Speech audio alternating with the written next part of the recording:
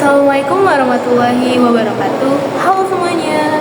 Perkenalkan, aku Salsya Kinaya Putri dari program studi gizi dengan NIM 10028282902402431. Oke, jadi di sini aku bakalan ngebahas soal basic nutrition atau soal seputaran gizi ya teman-teman.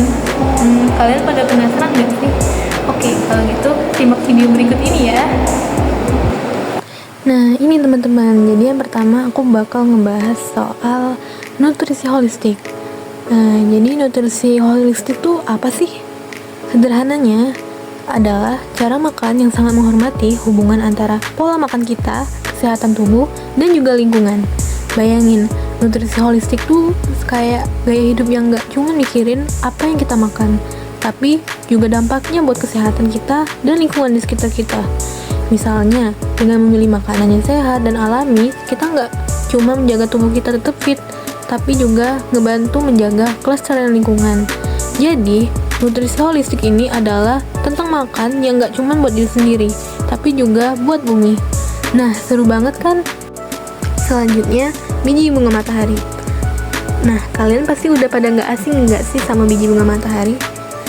Biji bunga matahari merupakan protein nabati dan juga dikenal sebagai sumber lemak. Biji bunga matahari itu ternyata bukan cuma cemilan loh, tapi juga punya manfaat gizi.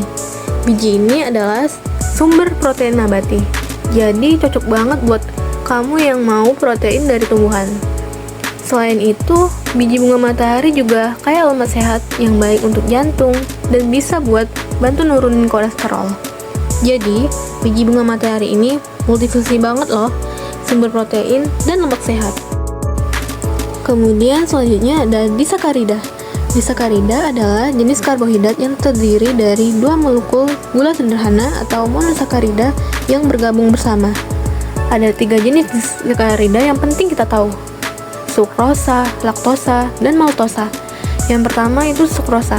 Sukrosa itu biasanya kita kenal sebagai gula meja. Kemudian laktosa itu biasanya ada di dalam susu, dan maltosa yang sering ditemukan di dalam biji-bijian yang mulai bertunas. Ketiga jenis disakarida ini adalah kombinasi dari dua molekul gula sederhana yang berperan sebagai sumber energi buat tubuh kita. Dan perlu diketahui ya teman-teman, gula termasuk ke jenis disakarida yang terdiri dari dua molekul sederhana yaitu glukosa dan fruktosa. Lanjut ya teman-teman, tahu nggak sih kalian kalau misalkan tubuh kita itu lebih banyak nyimpan glikogen di hati daripada di otot? Karena glikogen di hati itu berfungsi untuk menjaga kadar gula darah, sedangkan glikogen di otot lebih berperan sebagai sumber energi saat kita sedang beraktivitas. Ketosis itu apa sih? Jadi, ketosis itu adalah keadaan metabolisme di mana tubuh membakar lemak sebagai sumber energi utama karena kekurangan glukosa. Jadi, dalam ketosis, lemak diubah menjadi keton untuk energi. Nah, tahu nggak sih teman-teman, kalau misalkan makronutrien membutuhkan penurunan karbohidrat ketika mengalami diabetes. Jadi teman-teman, ketika terkena diabetes, karbohidrat yang perlu dikurangi karena bisa meningkatin kadar gula darah. Maka dari itu karbohidratnya butuh untuk diturunkan. Lanjut ya teman-teman, pengertian enzim. Jadi teman-teman, enzim itu sebenarnya adalah protein.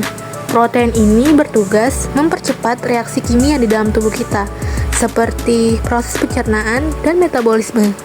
Jadi bisa dibilang, enzim adalah alat bantu tubuh yang sangat penting untuk menjalankan berbagai fungsi biologis.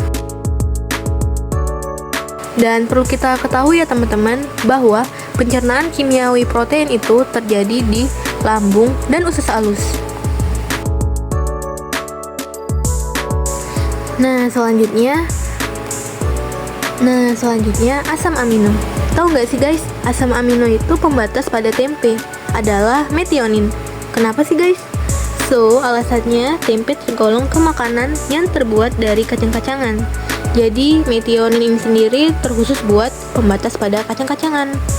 Makanya tempe itu termasuk ke metionin untuk pembatasannya. Gitu guys. Nah teman-teman, part terakhir nih, Perlu kita ketahui ya bahwa protein dari telur memiliki bioavailabilitas yang lebih tinggi dibandingkan protein dari kacang-kacangan. Artinya, tubuh kita lebih mudah menyerap dan memanfaatkan protein dari telur.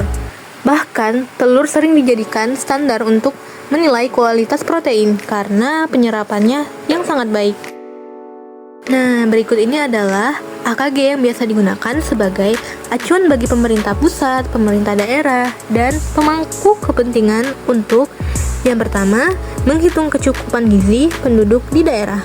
Kemudian menyusun pedoman konsumsi pangan, menilai konsumsi pangan pada penduduk dengan karakteristik tertentu. Selanjutnya, menghitung kebutuhan pangan bergizi pada penyelenggaraan makanan institusi. Kemudian menghitung kebutuhan pangan bergizi pada situasi darurat.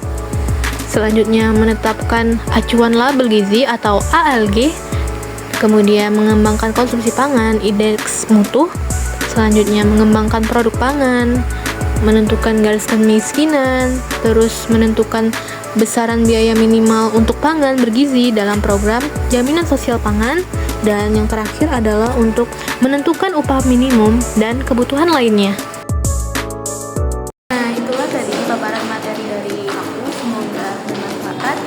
Terima kasih dan sampai jumpa. Assalamualaikum warahmatullahi wabarakatuh.